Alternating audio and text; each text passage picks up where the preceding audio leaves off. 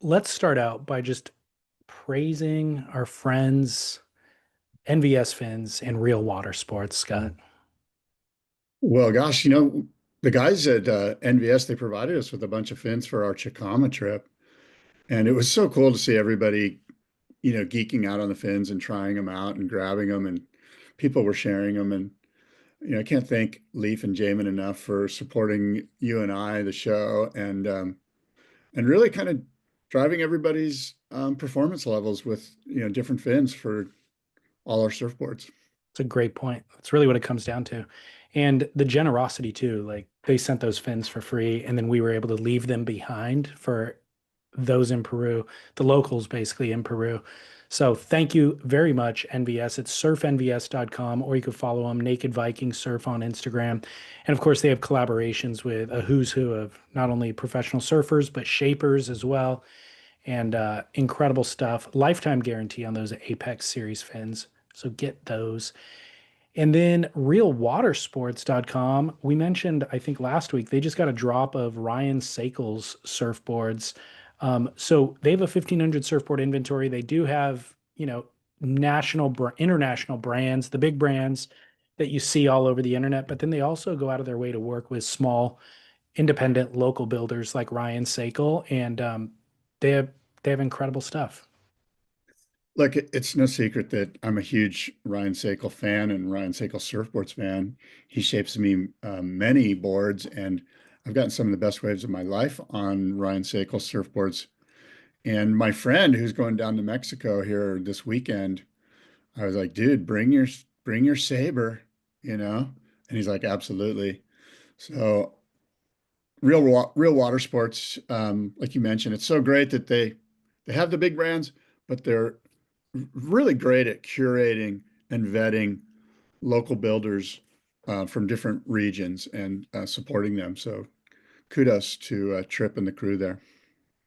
Little known fact, I don't know if you're aware of this. One of my very first surfboards that I ever had was shaped by his dad, but for Ryan, and it was a hand-me-down from Ryan. Oh, that's cool.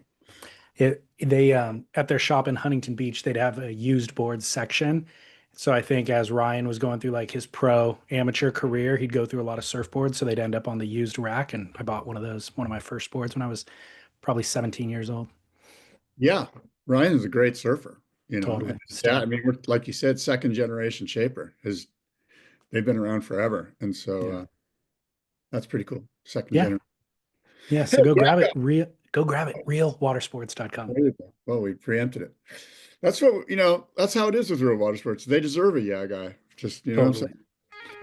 As we see some movement at the takeoff zone, it's Kelly Slater grabbing rail. Yeah, guy. Yeah, guy, David. Yeah, guy. It is the Spit podcast. David Lee Scales, Scott Bass. We're talking all things surf, or at least some things surf. And good morning to you, David. Let's see, it's September 10th. It's Wednesday. Good morning, Scott. Great to be back in on U.S. soil after our Chicama trip. We got some follow up that we need to do. Okay, let's start there. We've got some follow up. I also, um, bear with me here, trying to get my spit going. Where is it? I'll tell you what, before we get into follow up on Chicama, how about I play for you a little listener call because I think you'll appreciate it. It'll be a good Sure. starting point. Okay. All right. Aloha, David and Scott. Shukin calling in from Waikiki. I've got some pretty exciting news, boys. I booked my flight to Long Beach to attend this year's boardroom show.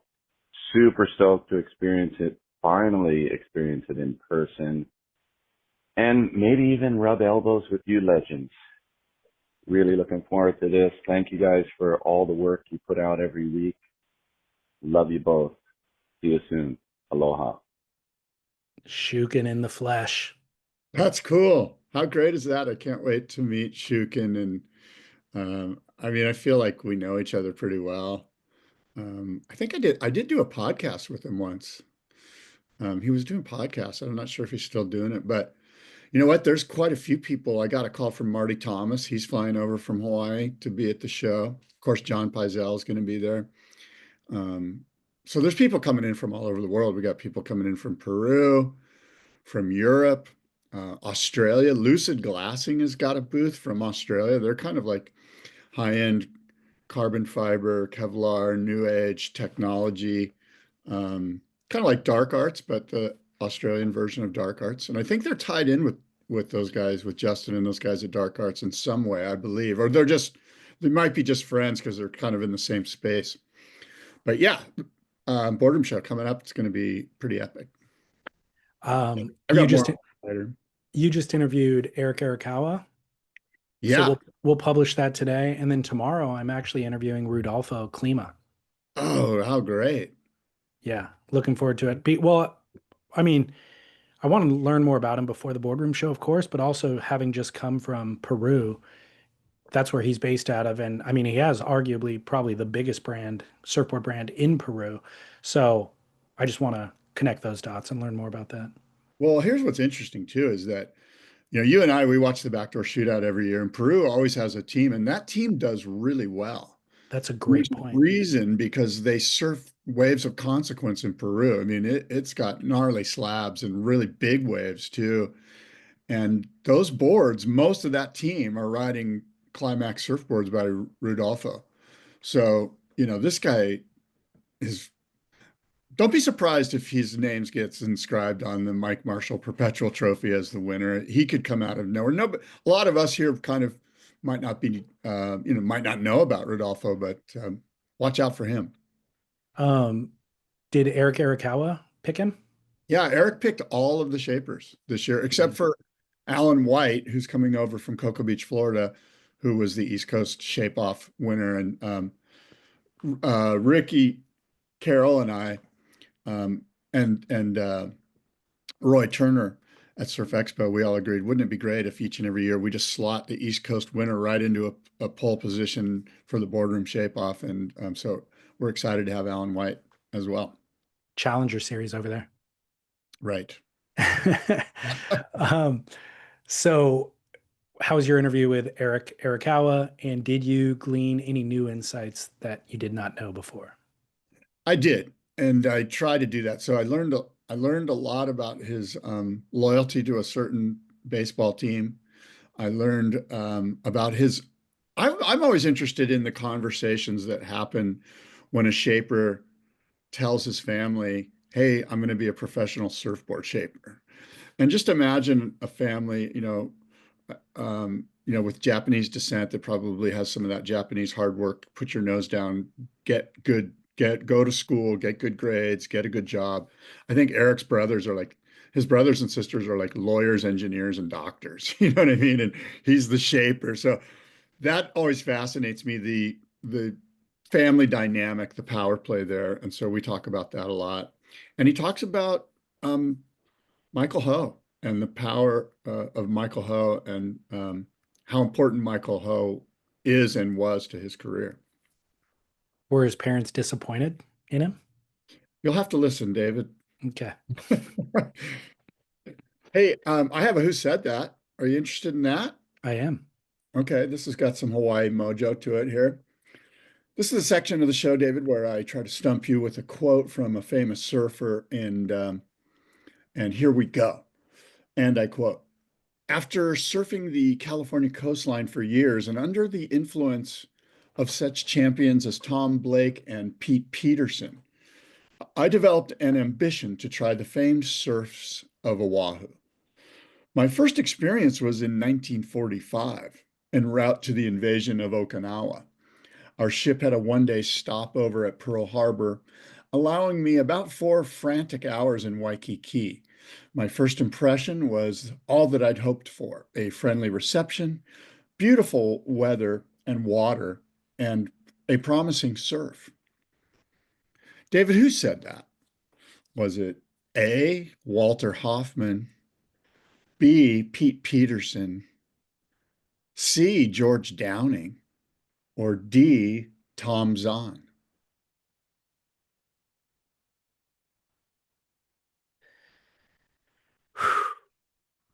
I want to say George Downing, but Tom Zahn came up recently because I feel like you have a board in auction for Tom Zahn. So I'm going to go Tom Zahn based on detective work, but my heart says George Downing. Okay, you're correct. You have won, David. We need a soundbite, a little yee. Tommy Zahn, along with Bob Simmons, Matt Kivlin, and Joe Quigg, they invented the Malibu chipboard in the 40s, the first step on the long road leading to performance surfing as we know it today. Zahn, David, was also the best paddler of his generation. He completed a record time in 1953, 9 hours and 20 minutes, paddling from Molokai to Oahu. So he's a full-on pioneer, man. And in the California Gold Surf Auction, David, you're correct. This is a sort of a backhanded way for me to pimp the California Gold Surf Auction. We have one of Tommy Zahn's personal paddle boards. It was built at the Sand Island Boat Works by Teru Funia and designed by Tommy Zahn, Tom Blake, and Joe Quigg. One of 48 curated, vetted, and culturally historically significant surfboards on the auction block. So you can register, bid, and preview all of the surfboards that are available for auction at CaliforniaGoldSurfAuction.com. Phenomenal. The boards year after year you seem to be diving deeper and deeper into the trenches to find more culturally significant surfboards for the auction. Yeah, we've got some pretty cool stuff. We've got an incredible Skip Frye fish. I see yours behind you there. And Skip, apparently I've been told by our friend Ken Lewis and Wade that, Skip just wants to he doesn't generally go off the reservation regarding blank layups. They're all just single stringer. There might be some other stringers, but this one is incredible. It's a curved stringer, parabolic stringer Skip Frye fish, one of one, super rare. You will not find another one. He basically had to be coerced into making this one. And we've got one of those, the only one of those in the auction as well. And it's mint, never out of the bag. Ken Lewis found this board way up in the rafters. He pulled down a board bag, pulled out of the board bag. It was still in the plastic wrapper that you get from the surfboard factory with the order card in it. It had never been pulled out of the plastic wrapper. This thing is a mint, super rare, one of one Skip Frye fishes. And that one's pretty neat. It's pretty all time. Do you know what year it was made? I do. I mean, I can look, but I mean, off the top of my head, it was probably like 2005, something like that. So fairly, okay, got it. Yeah, so a couple of different thoughts. Well, first of all, Tommy's on, I should say. For listeners who are unaware, I shouldn't say his claim to fame, but maybe what he's best known for is being one half of surfing's hottest ever celebrity power couple. He dated Marilyn Monroe. Yeah, he did. And I also believe he dated Daryl Zanuck. That's correct. Daryl Zanuck. So but Marilyn Monroe is sort of the big one, right? He dated her when she was Norma Jean Baker before she, blossomed into the Marilyn Monroe that everyone knows. But she was a struggling young actress, a beautiful model, and she was part of that Malibu clique up there, and really the heyday of Malibu. And Tommy Zahn, yeah, I mean he dated her. He took her surfing. He Yep. taught her how to surf. He did tandem surfing with her, and yeah, so that's kind of his fame to claim. But really, from a surfing standpoint, this guy is a paddleboard legend and a surfing legend. He surfed all over Hawaii, early days of early pioneer, and a lifeguard in LA County for years. Was awarded the Medal of Valor for his service. Crazy. Well, that's a perfect segue into Chicama because longtime listener actually DM'd and was like, dude, you guys do not talk about your surfboards enough. I want to know what you rode in Chicama, what the fin setup was, and how did everything work.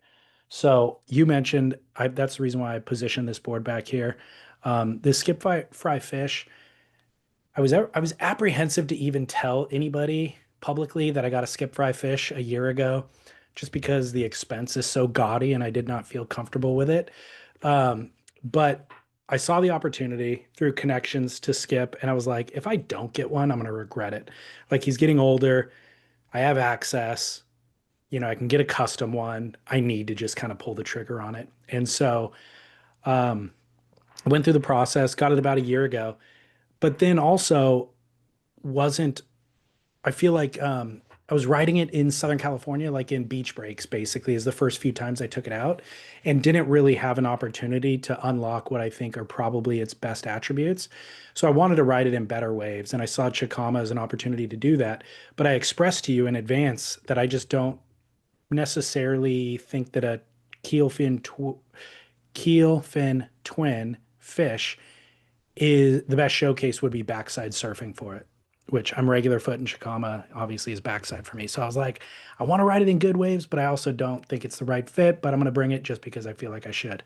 And got a couple of sessions on it down there to where I felt like I definitely felt the speed and the positive attributes of what you want to feel on that board. I feel like in the end, it was a good choice. Well, a couple of things. I saw you get some great waves on that board, and I also saw Wade, our friend Wade Largent, get really good waves on his skip fry, which he had a longer skip fry. And I guess at one point you and Chaz were poo-pooing long fishes on your show just as a barrel or gnaw thing. And I really believe that that wave needs a longer railed surfboard, and I think a long fish is actually a good call at Chicama or any mid length, but a fish would be ideal. And that wave just requires, especially at like anything under 6 feet, it requires I think more rail in the water to sort of connect the sections because then it goes fast. And then Yeah. it fattens out and waits to set up on the next bar. And that moment where it fattens out, people are cutting back, and when you cut back, you lose the wave because the next section peels out in front of you and you can't get around it. The thing to do is to ride that flat section out and try to connect again with when it hits the next little sandbar section. And a longer rail board is going to do that. And I think a long fish would do that. So I will disagree with you and your cohort there on the grit. I think a long fish does have a place.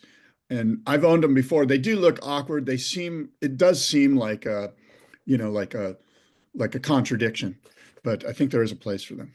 Well, yeah, there was no poo poo. It was more a matter of I don't know what the virtues are because I've never had one. And like, why ride that instead of, let's say, a mid length at a certain point or a longboard at a certain point or a glider at a certain point? Like what hole does that fill that those other boards in my current quiver don't?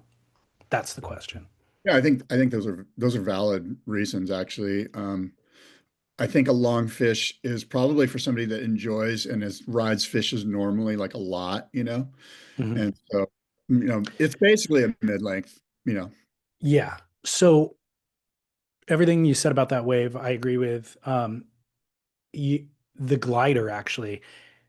We were talking on the trip about maybe a mid-length being the right size board to ride out there for the reasons you already stated, but I'm like, dude, a glider actually is the perfect thing out there. Nobody wants to travel with a glider, so that's probably why you don't see a lot of them. But you could get in early and just aim towards the pier and probably connect the dots all the way through. Yeah, absolutely. What a great long wave. When we walked into town and I saw you walking into town too, we all kind of hooked up at Araceli's and we bought some stuff at the store there. When you turn around and walk back from town towards the hotel and you're walking towards the point, you really realize how long that wave is. And you realize that there's sections down in town in front of that rock that we don't even really look at. We're looking left up into the point. But if you look right down into town, that section is the section I think probably the best section for surfboarding. And I was told that by somebody else that when it's bigger, that's really the section that a lot of the guys sit on, that one that runs into the pier from the town on. That section looks a lot faster. So yeah, if you're shortboarding or something like that, that would be the ideal section, of course. But yeah, there's just so much wave that you don't have 360-degree view, so you can't take it all in. But everybody does focus on the initial point. By the way, you mentioned Skip. As he's getting older. He celebrated a birthday last week, 84 That's years right. old. Yeah. 84, you're right. Great to see that skip footage. By the way, so you mentioned Wade, our buddy Wade. He was not on our trip technically, but he uh, is married to a Peruvian. He's a San Diego surfboard sander. Worked with Skip Frye for a lot of years. Worked with a who's who of everybody for actually 5 decades or so. And he's married to a Peruvian girl. And when he heard we were coming, he and his wife were planning on going down. His wife was going to stay in Lima. So he's like, I'll come down and just, your hotel is fully booked with your crew, but I'll just come and stay at a nearby hotel. So Wade came and was able to share sessions and meals with us. So that's why we're referencing him. But has all these insights from Skip from working with him for decades. And there's all these Skip, there's all this lore. So people on the trip are like, hey, I've heard this about Skip. Can you ask Wade or can I ask Wade if that's true or not? And one of them was that Skip tests all of his boards without wax, surfs them wax free. Had I you don't ever know. Is heard that true? one? I've never heard that one. That's a good one. So I asked Wade, and Wade's like, not exactly, but he has surfed wax free. Like he's done that a number of times. And when he got into it, he noticed a difference in speed. For whatever water is coming up over the deck of the surfboard, the wax is creating drag. And Skip was able to feel the difference between boards, that minute difference he was able to identify. And so, yes, he would ride boards without wax for a period of time, but not always. Well, the other thing that's I find really fascinating about Skip is that um, he's really into fins. Like I've seen him spend hours, like come in, change fins, go back out. He used to surf Cardiff quite a bit, and I'd see him in the parking lot with a box of fins. And I think he works with Chuck at our friends at True Ames Fins, one of our clients, and a legend in his own right. But this brings me to another thing about Skip and about San Diego in general. San Diego today is having the San Diego Hall of Fame, Surfing Hall of Fame induction. Debbie Gordon, Bob Mitzvin, and Rick from Mitzvin Surfboards, Whit Rollett's Carlsbad Pipelines, a retail outlet that's been around forever. Of course, legendary big wave surfer and incredible shaper, Gary Linden, Jim Kempton from Surfer Magazine and from the California Surfing Museum, Bob Penuelas, who created that great Wilbur Kookmeyer cartoon. And Eric Bird Huffman's going to get inducted. Everyone knows Bird. Sunset Cliff Surfing Association. Sandy Ordill, who's a pioneer women surfer, and Rob Machado. These people are getting inducted. But when you started to bring up Wade, I started to think there's so many communities, not so many, but there are communities that have glass houses that just have like characters in them. So when I think of Wade, I think of Diamond, right? Like Bob Bocci, there's Hank Warner, Steve Liss, Wade Largent, probably Jeff Myers. I know John Keys was in there forever. I'm sure I'm leaving out guys that I don't even know about. But it would be kind of cool because they all sort of deserve to be recognized, as the board builders in the community, the local guys that are making your board, the surf labor. So it'd be cool, because Diamond has a crew of guys that you could all induct at one time, just the Diamond Glass crew. And GNS has 60 years of guys, and Rusty, his glass house had, and at some point he probably used Diamond and others. And of course there's Moonlight, like all the old school guys, the guys that started Moonlight glassing. And then you've got Waterman's Guild, you've got Greg Martz, who by the way was inducted in the Orange County or the San Clemente board builders thing. They had that last couple of weeks ago, September 5th. It was Greg Martz, Bill Stewart, Jim Jenks, Vic Godred, Mike Muir, Tom Sutherland, Chris Slickemeyer, Mike Darakagian. So, you know what I mean? It's kind of a lot to induct all of these guys maybe, but it feels like there'd be a cool way to honor these guys or acknowledge these guys like Wade and that crew at Diamond, which are legendary guys with legendary stories. Like the stories that you come out of glass houses are the stories you want to hear. They're just funny. Especially anything that includes Hank Warner, it's going to have something really classic in it.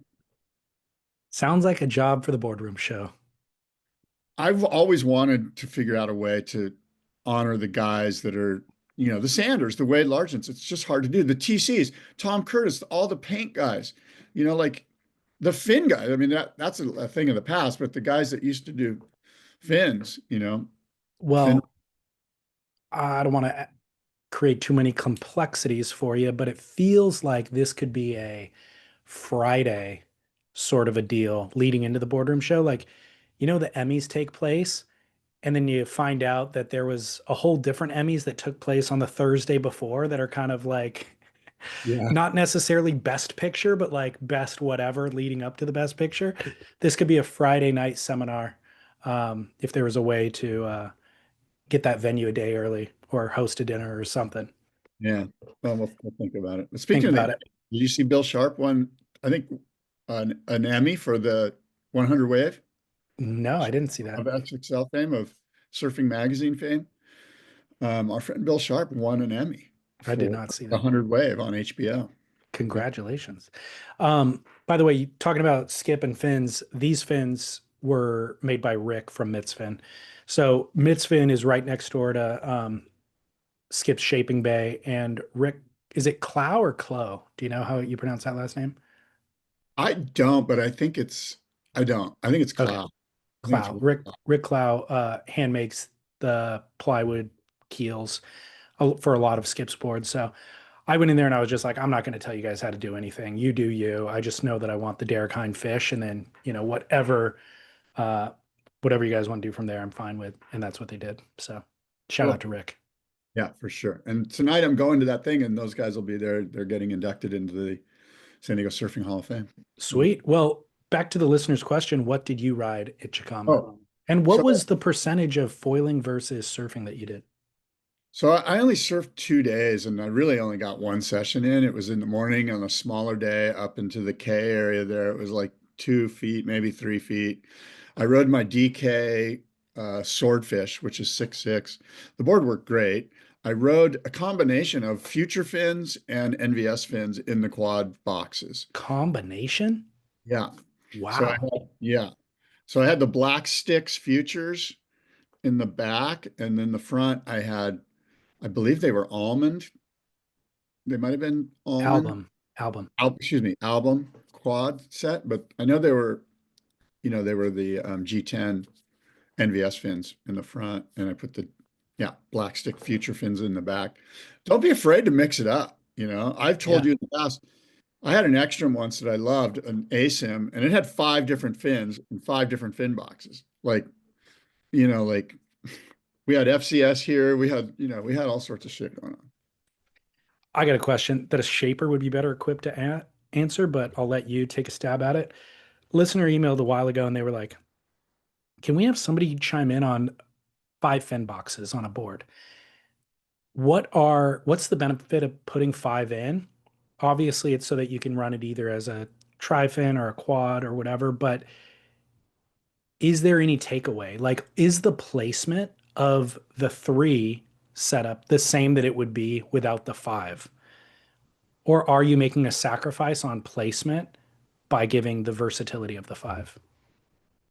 Well, this is a great question, and it is really one for board builders. It's not for me to really chime in here. I'm not super dialed into that. I will tell you this. At first I was like, that's lame. It's kind of a shipping thing. It's like a retail thing, like we can sell more fins if we have 5 boxes in it, and maybe we can, you know what I mean? It felt a little bit like round peg in a square hole, or square peg in a round hole syndrome. But Pat Rawson made me a board that I loved, that I rode, and then I rode it both ways. I rode it as a tri-fin and a quad, and it worked great both ways. Now, do you give up something with the placement? I think you might. I think I the think you do placement's a too. little different. I think the placement's different. But again, there's no right way or wrong way. Like, you could take a board with 5 fins and put a friggin' single fin in the back and ride it, and it might go okay. You'd be, like, there's no right or wrong way. That's the one beauty of surfboard design, is that what you hate, I love, and what I hate, you love, and the way you love it, I hate it, and you can change things up. I mean, don't be afraid to change things up. There is no right way, because our surfing dynamic, our form, what we're riding upon, these waves are dynamic. It changes all the time, and that's really why the surfboard industry exists. Like, if there was just a one track, say Talladega, well, we'd know what to build for it. We might Yeah, change the great point. tires, but Great point. The downside that I've had, I guess this applies to like shorter, lighter boards. The downside is the weight the added weight of those extra boxes. And then, there is some, if only incremental, amount of drag that's created by the cavity of those fins that you're not using. And then they make little filler things that you could put in there, but then that adds more weight as well. So if you're riding a light, high performance board, those are things that even though they're incremental or small, you do notice. If you're riding that Rawson that you're talking about, maybe it's less noticeable just because it's thicker glassed and more foam. But Yeah, I'd it's consider interesting that. the drag component that you mentioned. I wonder, it'd be good to get there was that Italian friend of ours that did a seminar at the boardroom show with Vince Longo from Futures about drag and about fin drag, and they have computer dynamic, I forget what they call it, but Fluid dynamics. on computers, like they simulate it, right? And it'd be interesting to see how those boxes that aren't filled with fins, how they are affected. And my sense is if you're in good waves and you're going fast, it probably doesn't affect it that much. But I could be wrong. Maybe it adds to it because you're going so fast. There's way more drag now. And in shitty, crappy waves, I don't think you're going fast enough. I think it's negligible, the difference in drag. But again, I'm just spitballing. And that's what we do here. We talk about stuff that we don't really aren't authorities in. Did you ever find your clip riding that swordfish? I did. Oh, good. Okay, Yeah. cool. I told you it existed. So It we, looked good. It looked good. But the waves are so crappy. But I do remember paddling into that board, catching waves, and immediately going, "Oh yeah, yeah, DK." Dennis knows how to make me a surfboard, and I've only had two boards of his, and they're both really good. And it's been like 15 years apart. And that guy, I mean, he shapes all the Pizels here in California. Like maybe not all of them, but I know he's part of it. um, I was sick for 2 days on this trip, and you said you only surfed twice and then foiled the rest of the times. I never feel like I really got the full Chicama experience. Like I got waves and had a blast, got some long rides, all that sort of stuff, but never the waves that I fully like unlocked, or really got my groove on. And the 2 days that I was down, I think were the best days. And the final day, the day we flew out, it was reminiscent of that. It was like 80% of those 2 days. And that's where you really started to feel it was like shoulder high. It was connecting through multiple sections. You could get a ride. You could go really fast, do a number of kind of carves, not full turns just because of the pacing of the wave. But it's like, man, I kind of want to go back. It was like, I want to use surf trips to get obviously higher performance or like push your performance abilities, but it gave me just enough of a taste that I'm like, I think I need to go back with a better swell and do it properly. Yeah, it's funny. I have the same feeling. I want to surf there when it's 8 to 10 feet. Yeah, I think that's really when it unlocks because it is sort of this, you know, sort of like a top crumble wave. Not, it just, you never see anything pitching out huge. Now, it might do that behind the rock at a certain low tide on an 8 foot day. I don't know. But, well, and certainly down where we were mentioning earlier, down by the rock into the pier, I think that section is is pretty fast. But I feel like it unlocks at 8 to 10 feet. Super fun. What we got 4 to 6 feet, especially when the swell direction changed that last day, it looked like better form. You know what for I mean? sure. Had a little bit Yeah. more rest in it or something, but um, what an incredible wave and what an incredible location that Chicama Boutique Hotel. The resort was phenomenal, and I can't say enough good things about Miguel and his crew and his staff and what they do there for the community and how they help the community. Look, Peru's pretty poverty stricken. Let's be clear, and it's good to see commerce occurring and that there's some people in the community that are benefiting from the commerce, from the surf commerce. Did we talk about that at all? I know we talked to Miguel about it kind of on our final day, so I don't know if we actually mentioned it on air. But the good work that you're talking about, they built this hotel. It's the most modern hotel in all of northern Peru. And when you do that drive so you fly into Lima and then you take another flight for an hour to Trujillo, which is a much smaller airport. And then from Trujillo, you drive an hour to the resort. And on that drive, it's just kind of a vast wasteland. It's desert climate. There is some agricultural stuff going on, but you see a lot of ramshackle, you know, tiny, tiny towns where you're just like, if you were born into that, there's no opportunity. Like, how do you get out? What does the education look like? How do you get out? How do you earn enough money to even get to Lima to then get to where, like you start going through all these exercises in your head. Then you get to Chicama, which is originally a fishing town. And it's a lot of the same. Like you see the the situations that people are living in, the homes, and it's just maybe no electricity, maybe no plumbing, certainly no heat, no cooling. And then you end up at the Chicama Boutique Hotel, which is very modern and very nice. And what we learned from talking to Miguel was there's certain plight in the community. There's a lot of single moms. He was one of the things that he mentioned. So what they've done at the resort is make an effort to hire single moms. And if they have two people uh, applying for a position, equally qualified, and one is a single mom, that'll be a determining factor in their hiring. Hire the single mom and give her an opportunity. And they do other charitable work in the community. So it's incredible. You feel good about, spending the money there. Or when it comes time to tip at the end of the trip, you're like, extra 50% because of it.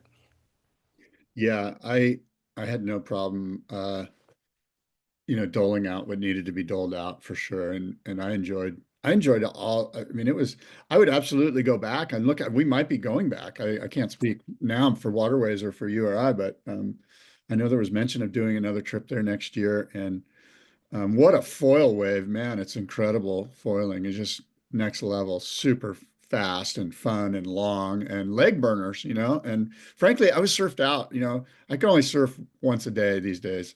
And after, hour and a half of doing what we're doing out there, it gets tiring. Well, did you advance your foiling abilities on this trip? I did learn a lot. Yeah, I got up on the tow rope. I learned how to tow.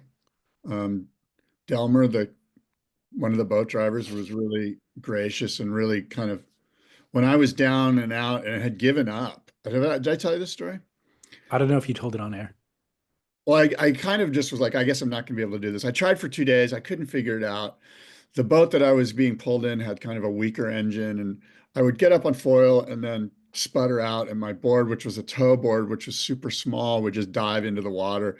So when I got my paddle prone board, which is much more volume, and I was just prone foiling, I was catching waves and riding waves, and the guy, Delmer, drives up to me in his boat, throws me the tow rope. He goes, "Come on, Scott, you're going to do this." And I'm like, you know what? I don't think I am. I tried. I don't think it's for me. Maybe it's just not for me. Like I was kind of going with the flow, so to speak. He's like, "No, no, no, come on, no, no," fully demanding that I take the rope. And so I was like, "Okay, I will." And it was weird because when I had given up, so the lesson is I had let go. I had surrendered that I was never going to do this. But as soon as I did that, and I didn't have any expectations about doing it, I got up on my first go with Delmer. He had a stronger engine. I had more volume in my board. I got up and went going, and all of a sudden I'm doing it. And he towed me into a bunch of waves. And so it was great to be able to sort of get over that hurdle. But like I said, it was this lesson in surrender. Sometimes you have to surrender to win. Lesson learned. And a deserved shout out to Delmar and the boat drivers. We had a couple, probably 3 or 4 different boat drivers. They were incredible. Those guys are so good at their job. They're all over the lineup. They're not creating problems for any of the surfers at all in terms of wake or getting in the way, but they grab you, pull you out of the water, you get on the boat, they take you back to the top so you don't have to paddle. And there's a number of boats in the lineup, but it's all organized. They're all operating in synchronicity. Yeah, totally. It's incredible stuff. You ever have an experience where they dropped you at the top and a set wave came right to you? Yep. I did too. Well, they time it. They just like dropped me right there. There's just a wave right there. They're like, "Go." I'm like, "Okay." So I had a hard time getting past what I thought was the etiquette. Like, I can't just, there's people sitting out here fighting for positioning because of the current. You can't just drop me in front of them and then I get priority access, except it was okay because those other people in the lineup would also get dropped off later. And they're not guaranteed to catch that wave. Like if you're in position, you go because often, or a couple of times, I just wouldn't go for whatever reason, and then they miss the wave anyways. So there's enough dynamic things shifting and happening that you just go if you're in position. Yeah, and the big dynamic is the current. Like if you're stuck in the current, you're not getting back to the takeoff spot. And in addition to that, um, you know, how many times I would suggest to you, look, we looked at that point for 7 days in a row. That's all we did. Our eyes were on the point. When you're kicking back in the jacuzzi or in the pool or having a drink, everyone's watching waves. I rarely saw guys actually on the waves. Excuse me. There were so many empty waves. It was ridiculous. 100% true. Yeah, it's really wild. So, anyways, thank you, What? Chicama Boutique Hotel. Thank you, Waterways Travel. Yeah, thank you. And let's take a break. I'm going to go get some AG1 and get some water in my throat here. Sounds good. Okay. Welcome back. Yeah, man. Well, moving on from Well, Chicama. apparently I already told that story. My wife suggested I already told this story about me getting towed in last week. So she's like, Your, tell your Dave. wife listens? She's listening in the living room, I guess. Well, she must have listened to last week's episode too. I think she did. So a couple of things happening in the surf world in terms of news updates. The Four Seasons Maldives comp is underway. I don't know if it's completed. I know they completed the single fin division and the twin fin division. Owen Wright won both of those. Have you paid attention to that at all? No, not really. I mean, I would love to visit the Maldives. At the Four Seasons, no less. Well, that'd be great too. It's kind of a bucket list spot. I know my wife would love it. It's just one of those beautiful places that, we could take our significant others, Yeah. you and I, and it would be a pretty cool trip for them. It's the farthest point away for you and I to go. It's like going to Indo and then add another 8 hours. Well, yeah, I agree with you though. Bucket list and playful waves, like great waves and playful waves. So not necessarily the consequence. Like now that we're getting older, it Yeah. suits us very, very well. Totally. And you can just have a blast and the waves off for depending on where you're staying, waves right out front too. So not a huge amount of effort to get on a boat and go track it down. And then of course, pure luxury for the wife and kids. Yeah, I do want to go there. I want to bring my wife there. I'd like to bring my kids there too. Absolutely. Well, it's funny every time I see this event, it's clearly just a commercial for the Four Seasons. Like Right. Four Seasons is funding it, I'm sure. Four Yeah. Seasons is inviting the surfers, and it's actually an effective commercial. I don't know what their total cost is on the spend, but it seems like an effective commercial. Well, they'd be wise to send Spit out there. Yeah. We will absolutely pump it up, man. We'll be talking about it for weeks on end. Live coverage. I mean, we saw Mick Fanning on the stab thing. I guess it was was that an electric surfboard acid test? Yeah. When they had the Brink and the Matt Biolis, that board one, the little twin fin Mixtape. mixtape. And how great does the waves look? I mean, the waves just look so much fun. You mentioned it. It's rippable. It kind of reminds me of like the South Shore of Oahu in 1940. Like there's nobody out and there's all these little fun little blue emerald reef passes with little waves going, it just looks insane. Gosh, how fun is nope, we don't talk about it enough, but how fun is the South Shore? Yeah, Waikiki is pretty great place. It's a great place to not even bring a board. Just fly there, get off with your backpack, and just go down to one of the Beach Boy things and just rent a longboard and just cruise, canoes.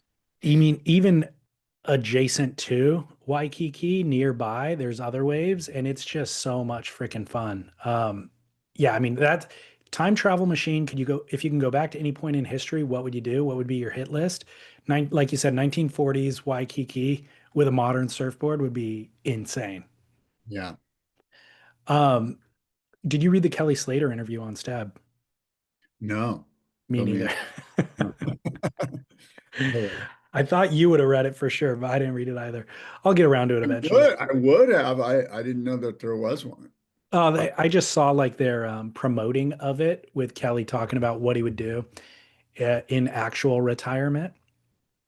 And so I think it's like a 15-minute read if you want to read the full thing, but he referenced just wanting to disappear, basically, get a sailboat, disappear and not talk to anybody. We'll see. Yeah. I want to mention this. Yep. Somebody sent in a message to, I think it was on our YouTube channel, but they basically said that we whiffed on Hurricane Erin. And I think that we did whiff on Hurricane Erin. We didn't talk about Hurricane Erin at all.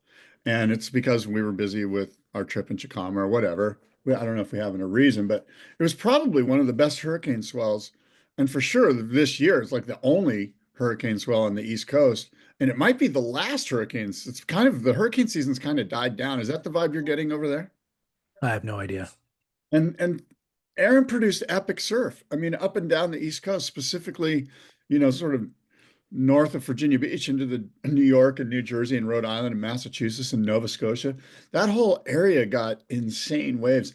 Nantucket Island is no joke. It was 8 to 10 feet. I saw some incredible footage on YouTube or somewhere. And it's mean and powerful. And frankly, Nantucket scares the crap out of me, mostly because of Jaws. Like, I've been to Nantucket, and when it's small or whatever, and I've thought, oh, maybe I should go surfing. And I personally just go in the ocean up to my ankles, and I'm like, nah, I'm not getting, there's big fish out there, man. Yeah. And there are big fish out there. Now, I've gone fishing there. It's really good fishing, but I'm not going to surf Nantucket, but I saw insane waves in Nantucket. And then Erin threw waves up to Ireland. My must-see moment presented by Trees Wax is Nathan Florence's latest on, help me pronounce the name of that big left. Eileen's? Oh, Mullaghmore. Mullaghmore. So Nathan Florence is at Mullaghmore. Tory Meister gets absolutely blown up. Like, I'm surprised he lives. Like, the thing just lands on his back. And so there's footage of that. And I'm sure that same swell moved its way down Europe, into France, down to Morocco. Hurricane Erin was no joke. And we kind of whiffed on not talking about it. And kudos, tip of the cap to the East Coast crew and everybody in Europe that got great waves. And I think it's one that they're going to be, it's like one of those swells, like when we talk about Hurricane Marie here or some other hurricanes that are monumental, I think Hurricane Erin's right there. No question about it. Because you and I are not directly in the path of it, we're so Southern California centric so often that's why the whiff took place. But I will say Surfline did an incredible job recapping it. There was a 16-minute edit that they put out last week that was like a accumulation of all of the different Instagram clips that they grabbed and pulled together, and then grabbed interviews with some of the shapers who had ridden some of the most impressive waves, like Robbie Goodwin. I don't know if you saw his insane right-hand barrel that he got. I want to say he's from Massachusetts, but he's got that whole East Coast, Northeast Coast dialed, and has gotten some incredible waves at Nantucket in the past. And he doesn't reveal where this particular one was, but gets one of the best waves of the swell. So they get interviews with a couple of the different surfers and do an incredible job of recapping it from north to south. So look, the thing about Nantucket is it's big. When it's big and it has current, and from what I saw, and from a friend of ours, you and I have a friend that visits there every summer. I won't mention his name, but he's got family there, and he says, if you go out there and like you break your leash or whatever, and like you can just get washed away. Like, no, it's real quick, you're gone out to sea. It's not like, there's just so much current, and it's open ocean. It's kind of, like I said, it's a little bit spooky. I think it's pretty deep, like immediately offshore. Yeah. So it breaks close to shore, and it's because of that deep to shallow, it's really thumping beach break, obviously. And then, yeah, if you were to lose your leash, it's deep water, ocean currents moving. So it's not just, Scott's drinking his AG1 right there. drinkag1.com/surf. By the way, I emailed them earlier this week and had them send you the sleeping version of this. Oh, wow. Okay, good. AZ1. Holy shit. Okay, good. I'm down with the AZ1. Bring it on. Really good. It's really good. I drank it last night. Waking up at 3 o'clock in the morning, man. I'm up early these days. No. It'll have you sleep until like 7. Anyways, yeah, it's Nantucket. Incredible. And by the way, how cool is Nantucket? Like, aside from all of that stuff, it is such a rad little community. I think obviously it's gotten uber expensive in the last 2 decades, but it is such a cool little enclave. It is cool, and there's a real sort of like working man's culture there, like it's an old fishing port, and there's a great museum there, Unreal Museum. If I'm into history, I know you are, so you'll want to check out the fishing museum. But it's funny, Whaling. whaling. I sperm whales. The oil, right, from the sperm whales. Yeah. I mean, many a great book has started out there. Many of the like books that we read about, like, classic old sailing vessels. Moby Dick. Yes, there you go. That's kind of the one. No, there's Well, others, fill but in the that would blanks. be, yeah. By the way, I got some great book recommendations from our crew. Daniel gave me this recommendation about a book about, I guess there was some 1983, there was some crazy El Nino, well, though there was an El Nino here in 83. And it created so much rain that there was this insane Colorado River rapids run, and this guy got in a dory or some boat and tried to set the world record for speed running down the Colorado River. And it's this book that Daniel will tell me. I have it somewhere in our local text chain, but I think it's called Emerald River Run or something Emerald. But I want to read that book. I guess Fascinating. yeah, he said it's one of those books that, I didn't do it justice just then in describing it. Like, it's really well written and a super fun read, and it goes down various different avenues of discourse, not just the race itself or his run for the record. But where were we going with all this? I don't know. We were talking about Nantucket, but I've got one or two other things that I'd like to discuss here. And then do you have time for a bonus show? I do not. I apologize. I don't have time for a bonus show today. Okay. Well, we could jump in a couple of days then and recap that there. But my couple of thoughts. How gnarly is Chopu? This week, Mike Stewart broke a rib or ribs. I'm not sure how many, with a really crazy wipeout. And then Lorenzo. His bodyboard was broken in half on that wipeout. Really? Yeah. That's gnarly. Yeah. And Lorenzo Aventi as well almost lost his life. He had to be rescued, otherwise he would have. And Lorenzo, not a name that I was aware of, but with this accident, near fatal accident wipeout, they showed footage of him from previous successful waves, and he's an insane surfer, like world-class Chopu surfer. And had a wipeout that he had to be resuscitated from on the ski.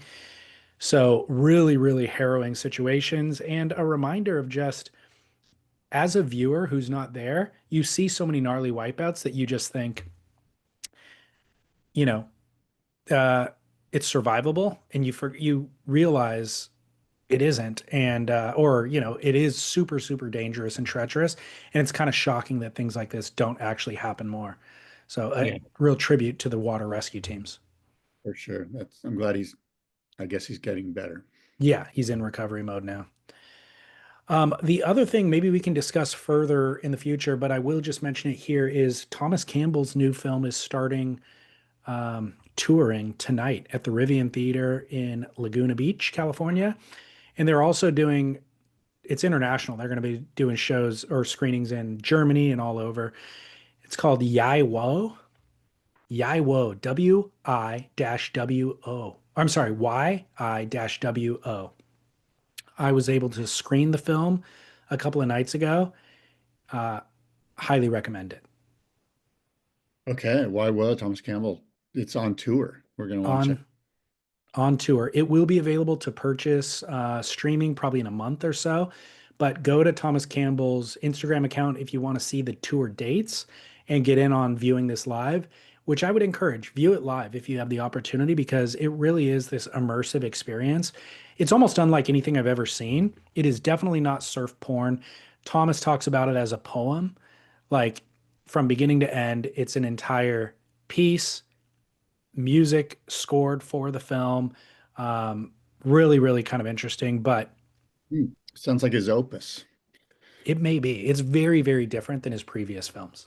All right, cool. Well, he certainly has a unique perspective. He does. And he started filming it over 10 years ago. There was an article in Surfer Magazine that covered it, back when Surfer Magazine prior to shutting down print and revitalizing it more recently. So I remember seeing that and like, oh my God, Birch, Craig Anderson, Dave Rostovich, Bryce Young, like amazing. And they got incredible waves. And so I cannot wait to see this footage. It took a decade for various reasons. So, but it's worth it. It actually lives up to the decade worth of anticipation and hype. So if you get the opportunity, go see Yaiwo. Well, I'm sure that Thomas is tearing his hair out to get that film made. He's I don't know Thomas well, but I know he's a perfectionist. Like I sense that he's not going to release something unless it's absolutely gorgeous. Yeah, it's pretty visually stunning for sure. Also, acknowledgement of the wonderful work that the Surfrider Foundation does. I had a conversation with some of the people from Surfrider yesterday about water quality issues related to the LA fires.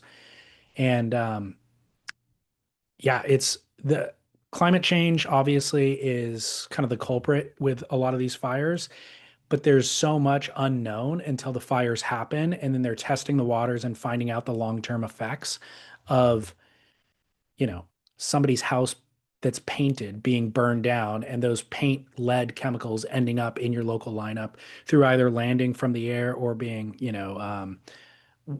water that runs down the hill and then goes directly into the environment. So a lot of this is new, and a lot of this testing just simply wasn't done by federal or state agencies, but surf riders out there doing this testing and providing data and information for listeners or for people who are going to be using the beach and making it available. So the work that they do is far ranging and highly important and directly affects your own health and long wellness in the water. So go to surfrider.org to learn more about the various initiatives and to get involved, of course, become a member. You can do it for as little as $5 a month or set whatever budget you are comfortable with monthly and support the good work. Right on, Surfrider Foundation. Do you have, or you already mentioned your must-see moment was Nathan Florence's Instagram? His YouTube channel of him YouTube. riding Mulgamore in Ireland, and wow, pretty insane ones. Continuing the Purple Slob tour for 3 years Slob? running now. Is that what we call it? The purple slob? Did I misspeak? Purple Slab Blob. It's purple blob. Blob Slab. I think I'm wearing off on you in a bad way. You're saying stuff that doesn't make sense. Must-see moments are presented by Treeswax. For 20% off, use promo code SPIT on treeswax.com. If I'm not mistaken, Christian might be at the boardroom show. Oh yeah, Christian will be there for sure. He's come say hi to Christian at Treeswax. Grab some Treeswax. Yeah. And then, yeah, if you're not able to make it, definitely order on treeswax.com. Use promo code SPIT. You'll get a money back guarantee and 20% off. My must-see moment presented by Treeswax is SHACC's revamped Instagram account. Oh, okay, cool. They're going big. They're doing new stuff. Surfing Heritage is at Surfing Heritage, but it's Surfing Heritage and Culture Center, which Scott and I have spent plenty of time in, used to record our podcast there. They're dropping bombs, man. It packed with history and information. So this one a couple of days ago was Lauren Whitey Harrison is one of California's most renowned surfing pioneers. Once hooked, he was enamored by Duke Kahanamoku as well as anything and everything Hawaiian. So much so that he stowed away on a steamer bound for Honolulu in 1932 in hopes of becoming a beach boy. The friends he made there changed him forever, and his island ties got even stronger when his little sister Ethel married Hawaiian Joe Kuhia and moved to Oahu in 1935. While much has been written about Whitey and his various adventures, Ethel, Joe, and their family also made some serious waves. Here's a little glimpse of the family and their enduring legacy. And then they, of course, have a little slideshow with imagery and videos and voiceover giving you all this information. But look, you can go on to SHACC and do a deep dive if you want to, but having these kind of bite-sized morsels of surf history available on Instagram are incredible, an incredible addition to what they do. That's great. Yeah, I just pulled it up and it looks wonderful. I'm sure that Chris Morrow maybe is behind some of that. I know Chris is doing some work there. It is, and it's his voice doing the voiceovers. But in a creepy turn of events, he gets some of the still photography from the 30s or 40s and animates it with AI into moving imagery. Rad. It's very rad and weird. Oh, okay. Well, we'll check it out. Check it out. Hey, I'll leave you with this. Are you done? Yeah. Um, the last shaper for the shape off has been announced. It's Chris Christensen. So we've got all 8 shapers for the shape off lined up, and we have the heats set. We'll talk about more of that in the bonus show.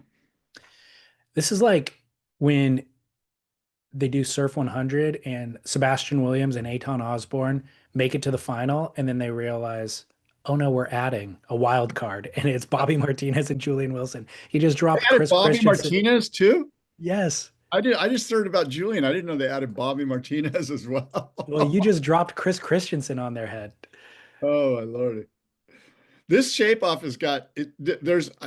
You know, oftentimes there's a few people in the shape off where they're like friends of the guy who's being honored, and they might not be super up to speed with the most recent shapes or whatever. These guys could all win it. Like it's pretty insane, the lineup of guys. We'll talk more about it on the bonus show. All right, sounds good. Sign us off then. Look, David, we've said a lot. We've talked about a lot. Things have been said. I burped. I coughed. Until next time, adios and aloha.